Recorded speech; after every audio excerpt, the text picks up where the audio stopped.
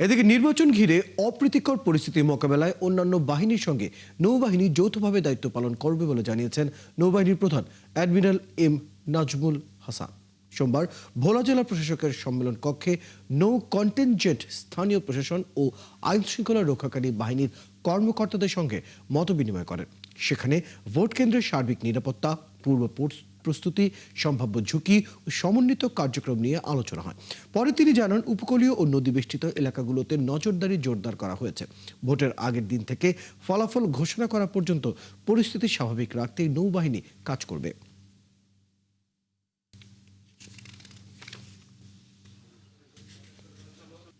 নির্বাচনের পরবর্তী 2 থেকে 3 দিন পর্যন্ত আমরা সকল আইন শৃঙ্খলা রক্ষাকারী বাহিনী সদস্যদেরকে সাথে নিয়ে সর্বোচ্চ সতর্কতা অবলম্বন করব, যাতে দুর্গম অঞ্চলেও কোনো প্রকার সহিংসতার ঘটনা না ঘটে, বিশৃঙ্খলার ঘটনা না ঘটে, কিংবা ভোট এর গণনা এবং ফলাফল ঘোষণা পর্যন্ত যাতে কোনো প্রকার অপ্রীতিকর ঘটনা আমরা না দেখি।